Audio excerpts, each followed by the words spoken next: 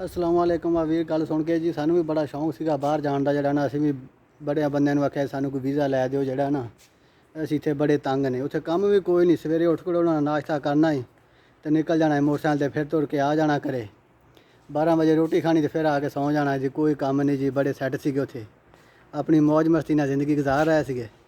शौक चढ़िया सीगा सऊदी अरब दा, बस आ गए ने ते हुण आ जेहड़ा इत्थे आ पए ने करतूने चकदे ने सारी दिहाड़ी, थक जांदे ने। शामी 5 बजे जेहड़ा जाने ते जाके ना ਇਹ ਦਿਲ ਹੁੰਦਾ ਵੀ ਸੌਂ ਹੀ ਜਾਈਏ, ਬਸ ਇਹਨੇ ਥੱਕੇ ਹੁੰਦੇ ਨੇ। ਅਤੇ ਇੱਥੇ ਜਿਹੜਾ ਨਾ ਕੋਈ ਐਡਾ ਸੌਖਾ ਕੰਮ ਨਹੀਂ। ਹਰ ਬੰਦੇ ਨੂੰ ਚਾਹ ਹੁੰਦਾ ਵੀ ਮੈਂ ਜਿਹੜਾ ਬਾਹਰ ਜਾਣਾ ਹੈ। ਅਤੇ ਹੁਣ ਇੱਥੇ ਸਾਡਾ ਦਿਲ ਕਰਦਾ ਵੀ ਜੇ ਨਾ ਕੋਈ ਉੱਥੇ ਪਾਕਿਸਤਾਨ ਕੰਮ ਕਰ ਲੈਂਦੇ ਤਾਂ ਚੰਗਾ ਸੀਗਾ।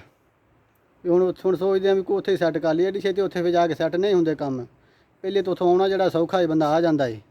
ਕਈਆਂ ਬੰਦਿਆਂ ਦਿਲ 'ਚ ਜਿਹੜੇ ਉੱਥੇ ਆ ਨਾ ਵੀ ਹੁਣ ਸਾਨੂੰ ਜਿਹੜਾ ਨਾ ਉੱਥੇ ਬਾਹਰ ਸਾਡਾ ਬਣ ਜਾਵੇ ਕੰਮ, ਜਿਹੜਾ ਬਣਦਾ ਕੋਈ ਨਹੀਂ।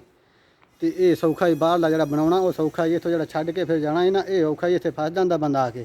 ਇੱਥੋਂ ਐਡੀ ਛੇਤੀ ਜਾ ਕੋਈ ਨਹੀਂ ਹੁੰਦਾ। ਫਿਰ ਇੱਥੇ ਫਸਿਆ ਹੁੰਦਾ ਵੀ ਉੱਥੇ ਕੀ ਕਰਨਾ, ਮੈਂ ਉੱਥੇ ਕੀ ਕਰਨਾ, ਬਸ ਇਹ ਗੱਲਾਂ ਰਹਿਣੀਆਂ ਨੇ। ਅਤੇ ਜਿਹਨਾਂ ਦਾ ਕੋਈ ਉੱਥੇ ਹੈ ਕੋਈ ਮਾੜਾ ਮੋਟਾ ਤਾਂ ਆਪਣਾ ਉੱਥੇ ਕੰਮ ਕਰੋ। ਉੱਥੇ ਜਿਹੜਾ ਨਾ ਬੰਦੇ ਦੇ ਪੁੱਤਰਾਂ ਨਾਲ ਕੰਮ ਕਰੋ। ਇਹ ਨਹੀਂ ਵੀ ਸਵੇਰੇ 8:30 ਮੋਟਰਸਾਈਕਲ ਚੱਕ ਲਿਆ ਅਤੇ ਸ਼ਾਮ ਦੁਪਹਿਰੇ ਰੋਟੀ ਦਾ ਟਾਈਮ ਹੋਇਆ ਤਾਂ ਆ ਗਿਆ ਅਤੇ ਸ਼ਾਮੀ ਰੋਟੀ ਖਾਧੀ ਅਤੇ ਸਵੇਰੇ ਫਿਰ ਚਲੇ ਗਏ।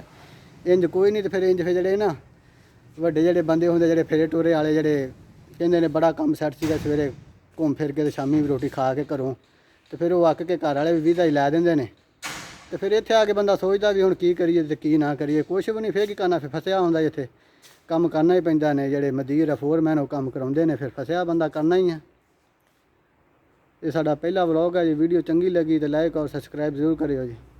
ਤੁਹਾਡੀ ਸਪੋਰਟ ਦੇ ਨਾਲ ਹੀ ਆ ਜੀ ਅਸੀਂ ਅਗਲੀ ਵੀਡੀਓ ਵੀ ਬਣਾਵਾਂਗੇ। ਜੇ ਕੋਈ ਚੰਗੀ ਸਪੋਰਟ ਬੰਦੇ ਕਰਨਗੇ।